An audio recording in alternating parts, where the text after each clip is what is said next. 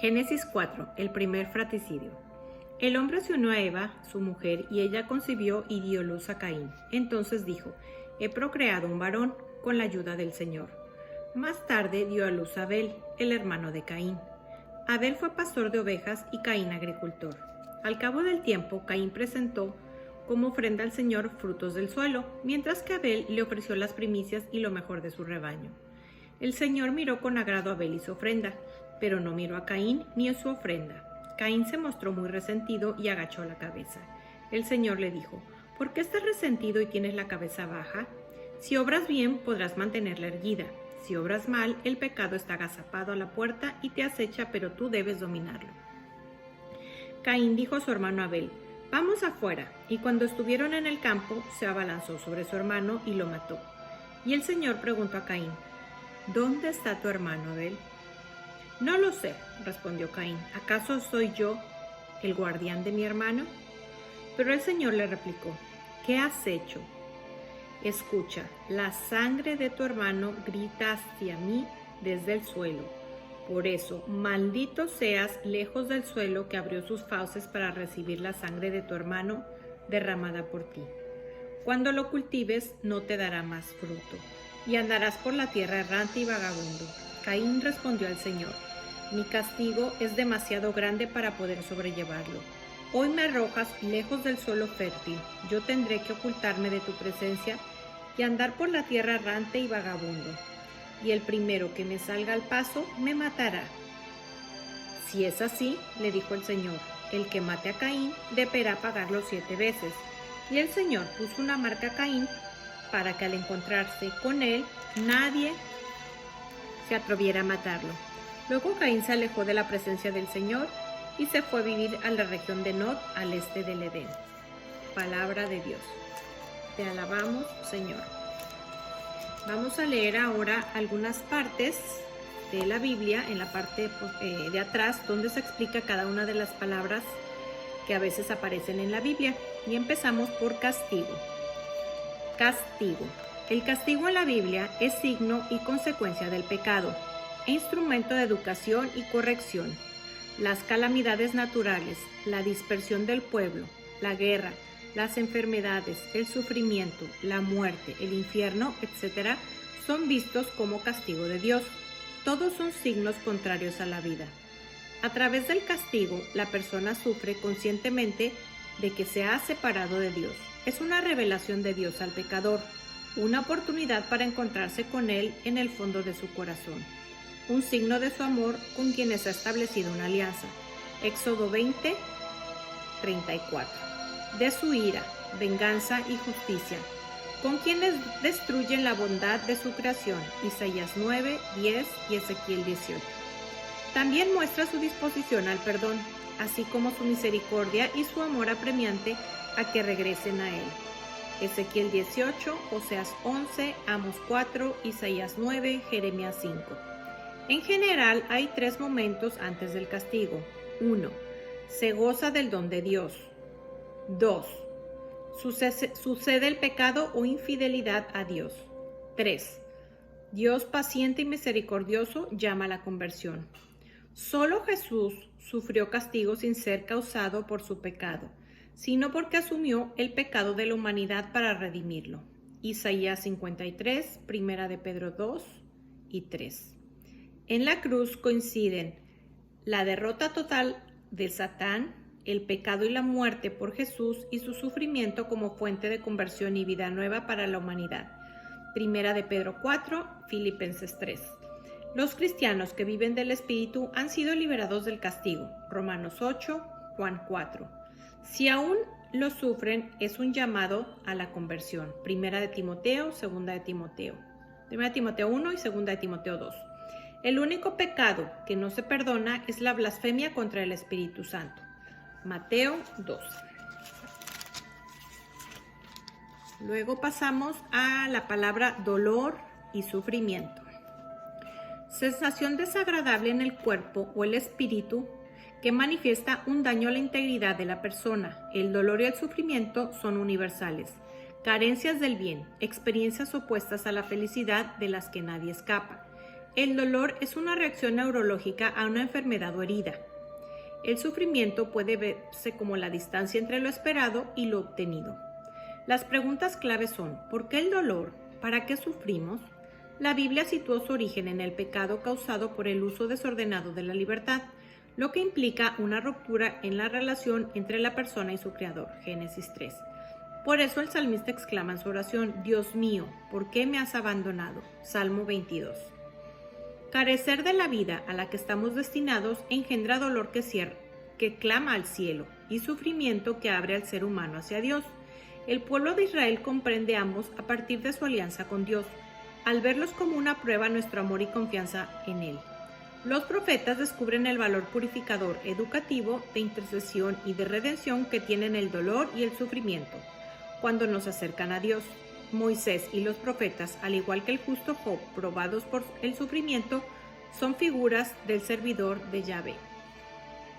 Cristo es quien da sentido al dolor y sufrimiento, males que no debieran existir y que Él convierte en bienaventuranzas, pues pueden ser fuente de vida al abrirnos a la presencia de Dios en nosotros. Juan 9. Jesús encarna la misteriosa figura del siervo doliente. No suprime la muerte ni el sufrimiento. Mateo 5, Lucas 7 y 8. Pero consuela como signo de gozo que estar unidos con Dios. Isaías 25, Apocalipsis 7 y 21. Pablo señala que el cristiano pertenece a Cristo y el sufrimiento lo configura con Él. Filipenses 3. Quien se hizo solidario de los que sufren y nos pidió hacer lo mismo. Primera de Corintios 12, Romanos 12, Segunda de Corintios 1. Los apóstoles descubren el gozo de ser juzgados, dignos de sufrir ultrajes en nombre de Cristo. Hechos 5. Pedro invita a participar en los sufrimientos de Cristo para conocer la presencia del Espíritu de Dios. Primera de Pedro 4. Pablo soporta con gozo el sufrimiento por el bien de la iglesia. Colosenses 1. Y pasamos a la palabra justicia. El término justicia tiene 3 significados en la Biblia. Los 2 primeros son comunes a otras culturas. El tercero es solo bíblico. 1. Orden jurídico, que se desprende del respeto a la ley y las costumbres, implica castigo o recompensa en retribución de la conducta según si ésta causó daño o beneficios. 2. Virtud moral. Da a cada persona lo que le corresponde, lo que implica integridad en el actuar según los mandamientos divinos, defendiendo la causa del pobre y del débil. 3. Justicia de Dios, con sus tonalidades propias del Antiguo Testamento y el Nuevo Testamento, según se ve a continuación. En el Antiguo Testamento, Dios dirige su justicia contra los pecadores. Los profetas son portavoz de su juicio, los castigos y el llamado a la conversión. En el Nuevo Testamento, Jesús llevó a la perfección la justicia en 5 aspectos. 1. Define la vida moral como verdadera justicia en obediencia espiritual a los mandamientos de Dios. 2. Condena la falsa justicia de los fariseos, denunciando la observancia hipócrita y la soberbia de la ley. 3. Define la verdadera justicia en su sermón de la montaña y la pone en función de su nuevo mandamiento del amor. Mateo 5, 6 y Juan 13. 4. Estipula en qué consistirá el juicio final. Mateo 25, Juan 5. 5. Revela que la justicia de Dios es un don que derrama con generosidad que se alcanza por la fe y la humildad y coincide con su misericordia. A partir de Jesús, la justicia se basa en la gracia, o sea, en un don, la relación de la persona con Dios a través de la fe en Cristo, la cual lleva a la conversión y se acoge a la misericordia de Dios. Ahora pasamos a la palabra misericordia. 2 términos hebreos marcan el significado de misericordia: el rahaim, que expresa el apego de una persona a otra desde lo más profundo de sus entrañas, y 2. Hesed, que se refiere a un amor tierno y fiel que genera piedad hacia el otro. Es un sentimiento instintivo e intencional a la vez que conlleva compasión, amabilidad, ternura, autenticidad, lealtad y fidelidad. El Antiguo Testamento habla de la misericordia de Dios como el principal atributo de Dios. Dios se revela a Moisés como compasivo y bondadoso, lento para enojarse y pródigo en el amor y la fidelidad. Éxodo 34. El profeta Oseas habla de los desposorios de Dios con su pueblo en la justicia y el derecho, el amor y la misericordia en la fidelidad. Oseas 2. En el Nuevo Testamento, Jesús es el rostro de la misericordia divina. Se complace de los pobres, enfermos, marginados y de aquellos que caminan sin rumbo, como ovejas sin pastor. El Evangelio de Lucas es el Evangelio de la misericordia. Junto con las parábolas de la oveja perdida, la moneda extraviada, esta del Padre misericordioso o del Hijo pródigo, que es fiel retrato de Dios ante los pecadores. Jesús pide lo mismo a sus discípulos: sean misericordiosos como el Padre de ustedes es misericordioso. Lucas 6. Prueba o tentación. En su sentido ordinario, una prueba es un examen que hay que dar y superarlo para comprobar algo.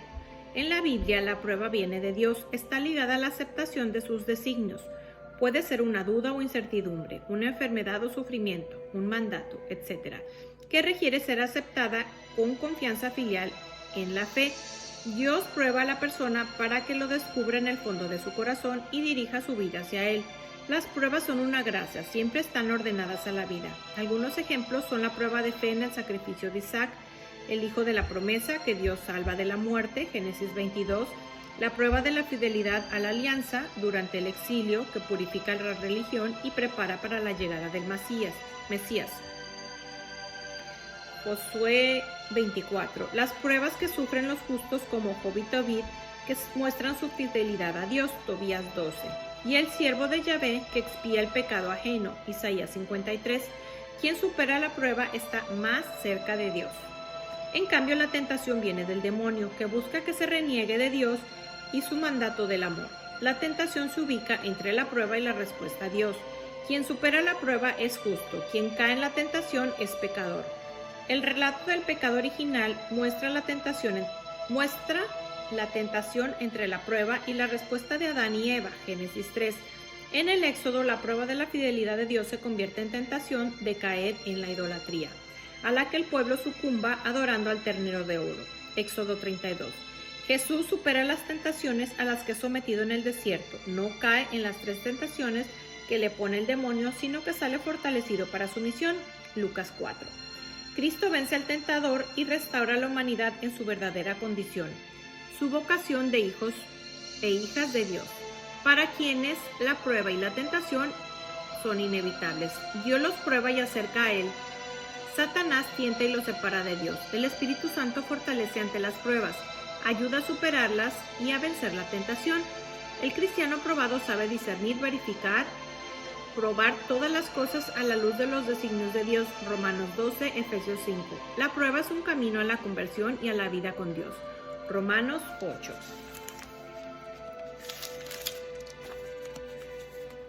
Y la última palabra, que es venganza, desquite o satisfacción por un agravio o daño recibidos. En el lenguaje bíblico, la venganza restablece la justicia. Es una victoria sobre el mal y supone obligación de vengar el derecho atropellado. No incluye sentimientos de odio ni rencor. Levítico 17. La ley mosaica honra la ley del talión con su lema ojo por ojo y diente por diente, como una justicia retributiva en la que la venganza correspondía exactamente a la falta cometida sin hacer más daño que el recibido. Éxodo 2, Levítico 24, Deuteronomio 19. A través del tiempo, Dios se reveló como el único vengador legítimo de la justicia. El justo renuncia a vengarse, pues confía en la venganza de Dios, pues por excelencia, quien conoce el corazón de las personas. Deuteronomio 32, Proverbios 20. El día del Señor es el día de la justicia, la salvación y la venganza de Dios. Isaías 59 y Jeremías 46. Jesús restaura una ley nueva al exigir de sus discípulos el perdón de las ofensas y el amor a los enemigos. Mateo 5 y Lucas 6. Cuando Jesús murió, la injusticia suprema de los hombres reveló la justicia infinita de Dios. Toca a sus seguidores vencer el mal con el bien y dejar la aplicación de la justicia en manos de Dios. Romanos 12.